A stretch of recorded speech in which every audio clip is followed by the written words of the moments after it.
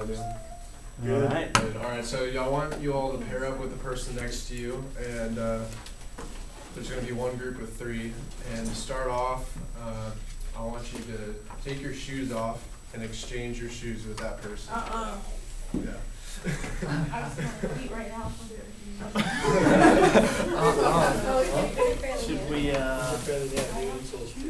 Alright. There's going to be one group of 3, so They're kind of nasty. we put them on? My shoes are pretty yeah, put them on. Yeah. Or try to put them on. It's the principle of the matter. Okay. Oh, yeah.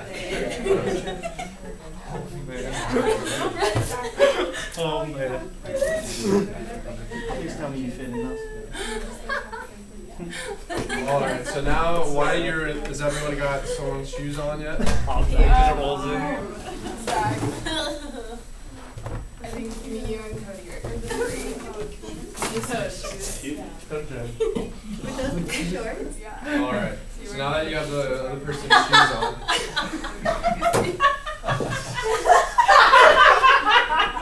I want you to look at that person, and one person, you guys pick whichever one talks. You're going to look at that person, you're going to describe to them something that made you mad within this last week. Something that you felt emotional about, something that was really just irritated you. And then so go ahead and have a conversation with them for about 30 seconds. I don't know, we can all 3 times.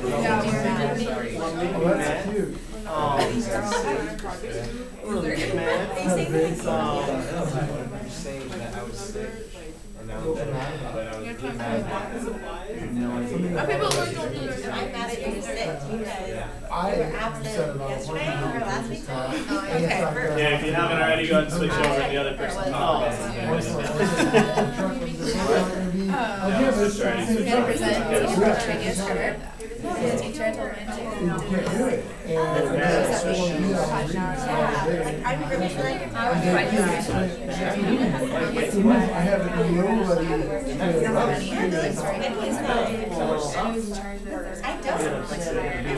Alright. He can be. Alright, sorry to interrupt. So what we're going to be talking about today is habit number 5 from Covey, and the section is called Seek First to Understand, Then to Be Understood. So as you can see, we kind of did a little fun on getting someone else's shoes, trying to understand. But what he originally talks about is base character, is that your character is always radiating out from communicating with others, and you're always communicating through either talking, reading, writing, listening.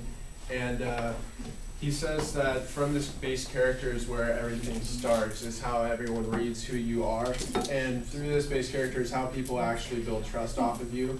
Through communication, trust actually comes through listening and through communication in that sense. And as Blake talked about earlier, and Christina and Kylie talked about the emotional bank account, just making deposits into that through trust, through communicating, and through the act of listening in this sense, and really trying to understand what the other person is saying. You can make deposits into this emotional bank account, and it comes back to that character on what are your motives in understanding that person? Is it really for their well-being? And so the tendency to in our society that Covey points out is that we are listening in order to reply. I've noticed myself doing this a lot when I was reading this. I was like, yeah, like you're listening, and half the time you're thinking about, all right, what am I going to say back, like right away? Are you really listening to end the conversation? Like, how quick do they really need a response back right away? Like, is it going to be that awkward if you sit there for a couple seconds and really think about what they said? The second thing is filtering. How often do we sit there and filter kind of through our own perspective, like what they're saying, how it relates to us, instead of focusing our attention on what they're trying to portray to us. And the last one is comparing. This is comparing to our personal experiences. Covey describes it as an autobiographical response to how our lives have came out and how we can compare that to ourselves. Listening is described at 4 levels, and the 5th is actually what we're trying to attain. The first is ignoring, where you're kind of there in presence, but you're really not there. You're kind of just, okay, like not paying attention at all. The The second is pretending, which is, he describes it as the yeah, like why our minds are really wandering other places, and it's kind of, and then usually you find yourself at the end of the conversation like, yeah, I wasn't listening. I don't know what you just said. And the third one is selective listening, whereas really it's kind of still that sense of you're trying to compare it and filter it through your own. It's really what is important to you and what you want to hear rather than what they're trying to say is important to them. And the fourth one is attentive listening. This one I kind of connected with, and I'm sure you all will be able to. You're focusing on a skill of listening. You're saying, all right, I'm really focused, and I'm trying to focus on what you're saying instead of focusing on what you're trying to portray across to me. It's more of the skill based. And what we're trying to accomplish is empathic listening, which is really trying to understand exactly what they're trying to portray across to us with the good intent, with seeking to understand rather than just being there. We're trying to understand what they're trying to get across to us, really understand. He describes it as a frame of reference and perspective, trying to get inside their shoes, see where they're coming from, what their events have formed, what they are trying to get across. He said that communication is not just comes through the form of words, but also through movements. What is really trying to come from their heart? What means to them? What are their underlying motives? What is influencing what they're saying?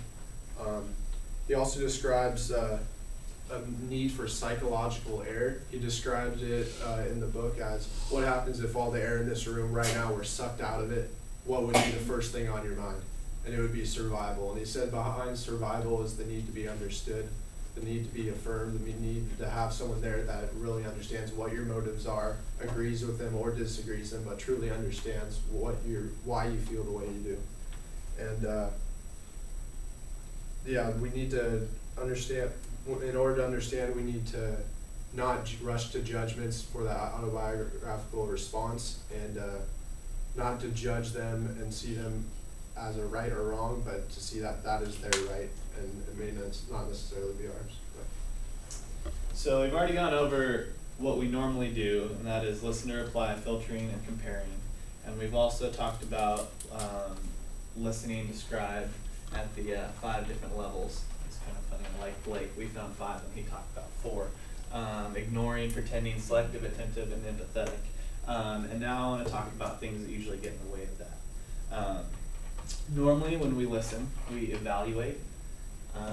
This can look like you comparing yourself to someone else in their situation or making a snap judgment on them. We normally probe, so we're trying to get more information out of them instead of listening to what they're actually saying. We advise from our own experience.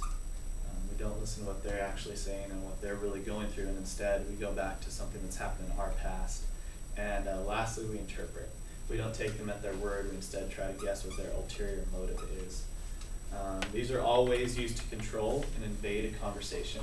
They can really get in the way of what the person is trying to tell you, and instead of getting to the place where they want to get in the conversation, you make a point of your own making.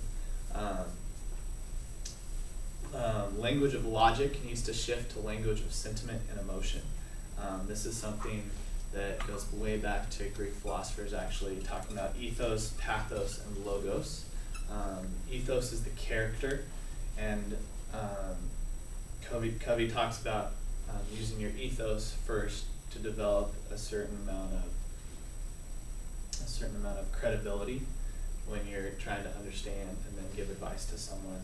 He says that if someone can understand your character, they'll be more likely to accept advice from you.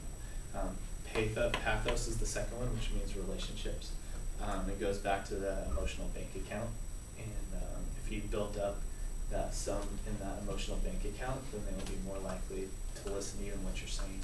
And lastly is logos, which is logic, and that's the brunt of what you're trying to say, the advice that you're trying to give. But ultimately, it doesn't carry a lot of weight unless the first 2 are valid and they believe in you. So it's funny, Covey, a lot of us want to be listened to, but really what it comes down to is listening to other people first for them to want to listen to you. And most of the chapter in Covey, Habit 5, was on listening. And but it's ultimately to be understood is the larger goal.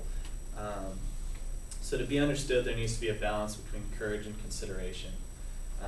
We need to have the courage to bring things up. We also need to have the consideration to think about what other people are dealing with. We need to take into account ethos, pathos, and logos.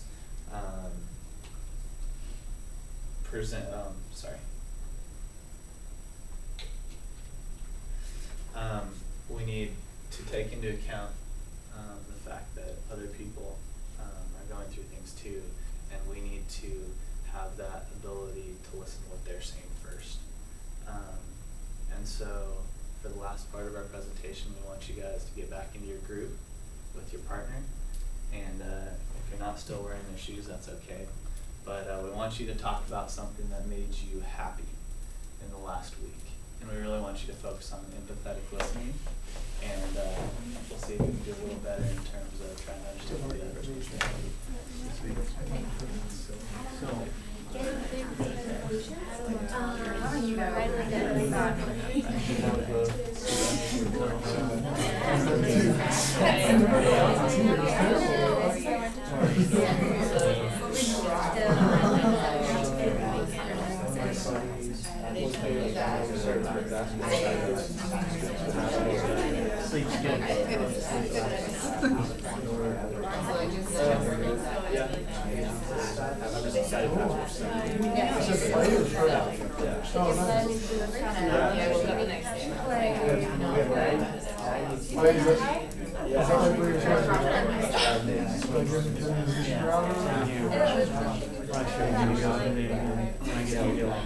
Okay guys, let's wrap it up in the next 5-10 seconds.